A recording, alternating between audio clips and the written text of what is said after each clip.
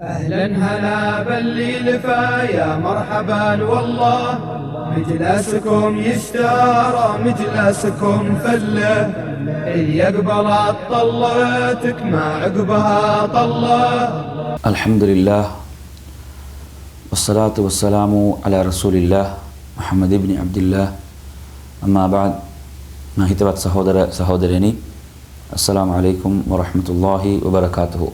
ඉස්ලාම් දහම අපට උගන්වන උසස් සාර ධර්මයන් අතුරින් කෙනෙකු තවත් කෙනෙකු හමු වන විට සලාමේ පවසා සුබ පැතීමත් ඉස්ලාම් උගන්වන ඉතා උසස් සාර ධර්මයක්. මේ තුලින් අල්ලාහගේ සාමය හා ශාන්තියයි කෙනෙකු ප්‍රාර්ථනා කරන්නේ.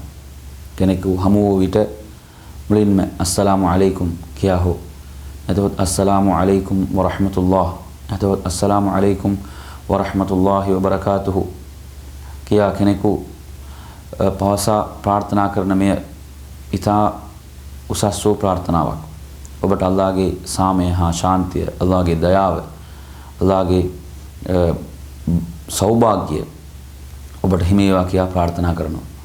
ඊට පිළිතුරු වශයෙන් ඔහු වඅලයිකුමුස් සලාම් වරහමතුල්ලාහි වබරකාතුහු අනුන් පිළිතුරු සපයන්න පුළුවන්. එතකොට වඅලයිකුමුස් සලාම් වඅලයිකුමුස් සලාම් වරහමතුල්ලාහ් මේ ආකාරයට ඔහුට පිළිතුරු සපයන්න පුළුවන්. මේ ඉස්ලාම් උගන්වන ඉතා උසස් වූ විනයක්. සුද්ධ අල් කුර්ආනයේ සූරතුල් අන්ආම් 54 වෙනි පාඩයේ වශයෙන් සඳහන් වෙනවා වයිදා ජාඅකල් ලදීන යුමිනූන බි ආයාතිනා ෆකුල් සලාමුන් අලයිකුම්. ශාස්ත්‍රයන්නි දූතවරයන්නි අපගේ වාක්‍යයන් පාඨයන් විශ්වාස කරන එම විශ්වාසවන්තයන් ඔබ වෙත පැමිණෙන විට ඔබ සලාමුන් අලයිකුම් කියා පවසන්න. ඔබලාට ශාන්තිය හිමි වේවා කියා ප්‍රාර්ථනා කරන්න කියා අල්ලාහ් සඳහන් කර සිටිනවා. ඉතින් මේ අල් කුර්ආනයේ තුලින් දූතවරයාට අල්ලාහගේ ශාස්ත්‍රයට අල්ලාහ් උගන්වන ඉතා උසස් ගුණාංගයක්, උසස් විනයක්. මෙය ඇත්ත වශයෙන්ම ඉස්ලාම් උගන්වන මේ උසස් වූ සලාම් සුබ පැතීමේ මේ ක්‍රමය මෙහි ශ්‍රේෂ්ඨත්වය පිළිබඳව නබිතුමාණන්ගේ විවිධ ප්‍රකාශ තුළ අපට දැක් ගන්නට පුළුවන්. නබිතුමාණන් වරක් ප්‍රකාශ කරනවා මෙන්න මේ ආකාරයට. කෙනෙකු පැමිණ එතුමාණන්ගෙන් ප්‍රශ්න කරනවා, විමසනවා අයුල් ඉස්ලාමි ඛෛරුන්. ඉස්ලාම් දහම තුළ ඉතා ශ්‍රේෂ්ඨ වූ ක්‍රියාව කුමක්ද? ඉතා ශ්‍රේෂ්ඨ වූ දේ කුමක්ද කියලා ප්‍රශ්න කරන විට තුතිමුත් තාම් දුගීන්ට දිලින්දන්ට ආහාර පිරිනැමීමත් වතක්රඋ සලාම අලා මන් අරෆ්ත වමන් ලම් තඅරිෆ්. ඔබ හඳුනන නොහඳුනන හැම කෙනෙකුටම ඔබ සලාම් පැවසීමත් කියන නබිතුමාණන් කියනවා. මේ ඉස්ලාම් දහම තුළ ඉතා ශ්‍රේෂ්ඨ වූ ක්‍රියාවක් වශයෙන් එතුමාණන් පවසනවා. ඔබ හඳුනන කෙනෙක් වෙන්න පුළුවන්, නොහඳුනන කෙනෙක් වෙන්න පුළුවන්, ඔබ දන්නා කෙනෙක් වෙන්න පුළුවන්, නොදන්නා කෙනෙක් වෙන්න පුළුවන්. සලාම් පැවසීම කියන එක ඉතා ශ්‍රේෂ්ඨ වූ ක්‍රියාවක්. ඉස්ලාම් උගන්වන ඉතා උතුම් වූ ක්‍රියාවක් වශයෙන් එතුමාණන් ප්‍රකාශ කරනවා. ඉතින් දැන් අපේ වර්තමාන සමාජය තුළ මේ ඇත්ත වශයෙන්ම ඉතා අඩු තත්ත්වයකයි පවතින්නේ. කෙනෙකු තවත් කෙනෙකු හමු වන විට සලාම් පැවසීම කියන එක කලාතුරකින් සිදුවන දෙයක් බවට පත් වෙලා තිබෙනවා. මේ කොහෙත්ම අනුමත කරන්න බෑ. තවත් සමහර උදවිය මේ good morning, good afternoon, good evening මේවට පුරුදු වෙලා ඉන්නවා. මේ ඉස්ලාම් උගන්වන මේ උසස් සාර ධර්මයේ පිළිබඳ කිසිදු තැකීමක් ඕන් තුළ නැහැ. මේ තමයි ඉස්ලාම් තුළ ඉතා ශ්‍රේෂ්ඨ වූ ක්‍රියාවක්. මේ කතරම් දුරට මේ පිළිබඳ සඳහන් වෙනවා කියවා නම් ප්‍රථම මිනිසා ආදම් අලයිහිස්සලාම් අල්ලාහ් මවනවා. ප්‍රථම මිනිසා ආදම් අලයිහිස්සලාම් මවලා අල්ලාහ් කියනවා ඔබ ගොස් මලායිකාවරුන්ට සලාම් පවසන්න. මලායිකාවරුන් දේව දූතවරුන්ට සලාම් පවසන්න. ඕන් ඒට පිළිතුරු වශයෙන් කියන්නේ කුමක්ද කියා ශ්‍රවණය කරන්න. එය තමයි ඔබගේ පරපුරෙත් ඒ සලාම් පවසන හමු වන විට ඒ සුබ පතන ක්‍රමය ඒක තමයි. කියා අල්ලාහ් සඳහන් කරනවා. එවිට ආදම් නබිතුමාණන් ගොස් අස්සලාමු අලයික වරහමතුල්ලාහ් කියලා කියනවා. ඕන ඒට පිළිතුරු වශයෙන් ඒ සඳහන් කරනවා. ඉතින් මෙය කියන්නේ ප්‍රථම මිනිසා ආදම් අලයිහිස්සලාම් පටන් පැවතෙන ක්‍රමයක්, මේක සිරිතක්. මේ තරම් පැරණි දෙයක්. ඉතින් අන්න ඒ නිසා මෙය මුස්ලිම්වරු මේ ආඩම්බරයක් වශයෙන් සැලකිය යුතුයි. අපේ සමාජය තුළ මේක කියන්නේ කලාතුරකින් සිදුවන දෙයක් බවට පත් වෙලා තියෙනවා. එහෙම නොවේ.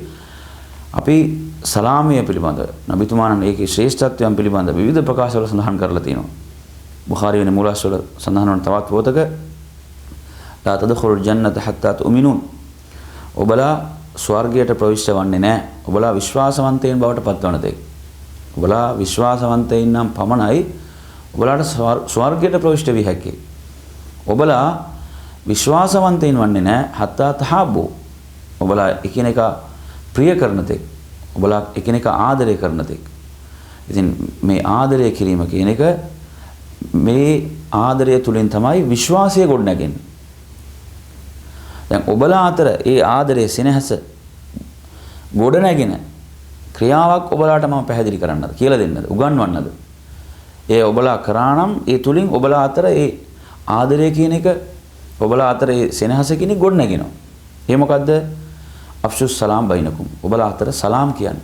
කෙනෙකු තවත් කෙනෙකු හමු වන විට සලාම් කියන්නේ. මේකට මසුරු නොවන්න. මසුරු වෙන්න මේකට කිසිම වියදමක් යන්නේ නැහැ. අස්සලාමු අලයිකුම් කියලා කියන කිසිම වියදමක් නැහැ. මේක ප්‍රාර්ථනා කරන්න. මේ තුලින් කියන්නේ සිත් අතර කියන්නේ කිට්ටු සම්බන්ධතාවයක් ගොඩ නැගිනවා කියන එක තමයි නබිතුමාණන් ප්‍රකාශ කරන්නේ. ඉතින් අන්න ඒ නිසා සහෝදරවරුනි මෙය කියන්නේ අපි මේක සුළු කොට තකන්න බෑ. සලාම් ඒක සලාම් නේ කියලා ඒ සුළු කොට හිතන්න බෑ. හේතුව මේ තුලින් තමයි කෙනෙකු කියන්නේ විශ්වාසවන්තයෙකු බවට පත්වන්නේ.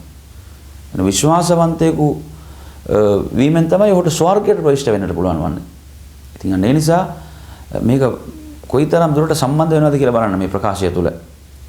ඒ වගේම නබිතුමාණන් තවත් ප්‍රකාශය කියනවා ඒ එතුමාණන් මක්කාවේ සිට මදීනාවට හිජරත් ගමන ඒ ඓතිහාසික ගමන කර මදීනාවට පැමිණීමත් සමගම අබ්දුල්ලා ඉබ්නු සලාම් රලියල්ලාහු අන්හු එයා මුල් කාලේ ඉස්ලාමයට පෙර යුදෙව්වන් අතර ආගමික විද්වතෙක් වශයෙන් හිටියා. එතුමන් කියනවා මුහම්මද් නබිතුමාණන්ගේ පැමිණීම මම ශ්‍රවණය කරලා සැනින් ඒ ආරංචි ලැබුණ සැනින් මම ඉක්මනින් පැමිණෙනවා එතුමන්ව බලන්න.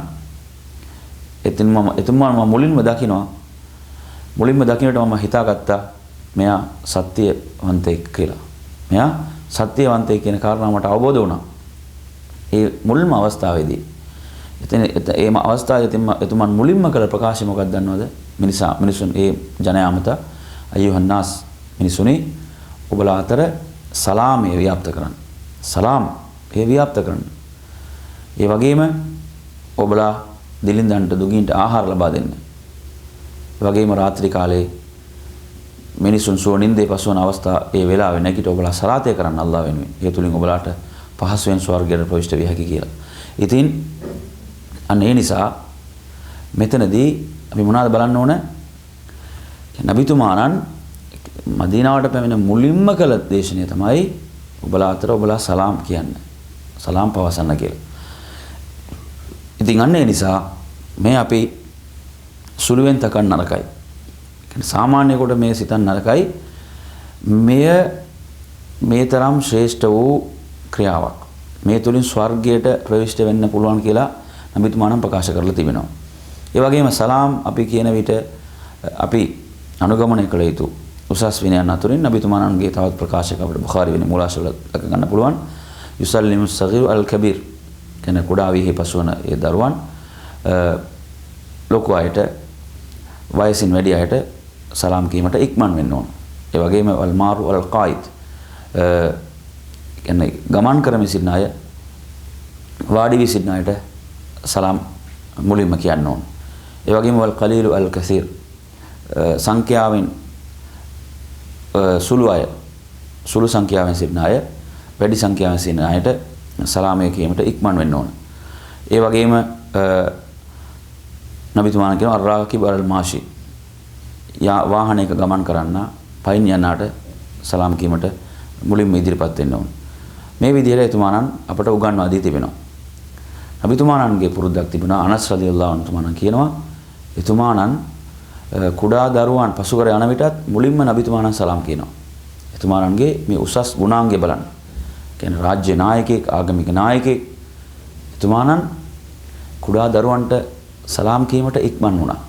ඒ තරම් එතුමාණන් ඉතා සාමාන්‍ය ජීවිතයක් ගත කළ ඒ උසස් ගුණාංගයන්ට හිමිකම් කියපු නායකයෙක් තමයි මොහම්මද් නබිතුමාණන් කියන්නේ. ඒ වගේම එතුමාණන්ගේ ඒ උසස් විනයන් අතුරින් එතුමාණන් තවත් අපට උගන්වන දෙයක් තමයි දෙදෙනෙකු හමු වෙනවා. දෙදෙනෙකු හමු වෙනවා. එසේ හමු වන විට කවුරුන් සලාමය පැවසීමෙන් මුලින්ම ඉදිරිපත් වෙනවාද? ඔහු තමයි ශ්‍රේෂ්ඨ පුද්ගලයා. අල්ලාහ් ඉදිරියේ ශ්‍රේෂ්ඨ පුද්ගලයා ඔහු තමයි. මේ දෙදෙනා අතරින් කවුද ඉක්මන් වන්නේ සලාමය පවසන්න? අස්සලාමු අලයිකුම් කියලා පවසන්න කවුද ඉක්මන් වන්නේ? ඔහුටයි ශ්‍රේෂ්ඨත්වයක් හිමිවන්නේ අල්ලාහ් ඉදිරියේ. මේ තිර්මිදි වෙනි මූලාශ්‍රවල සඳහන් වෙනවා. ඒ වගේම තමයි එතුමන්ගේ තවත් ප්‍රකාශයක් අපට දකින්න පුළුවන්. ඒ ප්‍රකාශය බුඛාරි වෙනි මූලාශ්‍රවල තමයි සඳහන් වන්නේ. එතුමාණන් කියනවා ලා යහිල්ලු ලි රජුලින් අන් යහජුර අඛාහු ෆෝක සලාත ලයාල්. يعني දින 3ක් තමන්ගේ සහෝදරයෙකු සමග විරසක වී සිටීමට අවසර නැහැ කියලා. හරිද? කෙනෙකු තවත් කෙනෙකු සමග විරසක වී සිටීමට අවසරයක් නැහැ දවස් 3කට අධිකව. ඕන් දෙදෙනා හමු වන විට කවුරුන් මුලින්ම සලාමය සඳහා ඉදිරිපත් වෙනවාද? ඔහු තමයි ශ්‍රේෂ්ඨ පුද්ගලයා. ඔහුද මුලින්ම සලාමය පවසන්නේ. ඔහුට ඒ සාමයේ ශාන්තිය ප්‍රාර්ථනා කරන්නේ. ඔහු තමයි ඉතා ශ්‍රේෂ්ඨතම පුද්ගලයා කියලා නබිතුමාණන් සඳහන් කරනවා. ඉතින් අන්න ඒ නිසා මේ තුලින් මොකද්ද වෙන්නේ? ක්‍රෝධය, වෛරය මේ සියල්ල සිත් සතන් වලින් තුරන් වෙනවා. සලාමය කෙනෙකු ප්‍රාර්ථනා කිරීම, අල්ලාහගේ සාමයේ ශාන්තිය කෙනෙකු ප්‍රාර්ථනා කිරීම තුලින් සිදුවන්නේ මොකද්ද? සිදුවන්නේ ඔහුගේ සිත තුළ තිබෙන ඒ ක්‍රෝධයන්, වෛරයන් සියල්ල පහ වී යනවා. ඉතින් අන්න ඒ නිසා අපි මේ උසස් ගුණාංගය, මේ උසස් විනය අපි ක්‍රියාවට නැංවිය යුතුයි. අපි ක්‍රියාවට නැංවිය යුතුයි. ඉතින් අන්න ඒ නිසා අපි මේ සලාමය කීමේ පුරුද්ද අපේ ජීවිතයේ ඇති කරගමු කියලා පවසමින් මම අවසන් කරනවා. අස්සලාමු අලයිකුම් වරහ්මතුල්ලාහි වබරකාතුහු. wa akhiru da'wana alhamdulillahi rabbil alamin.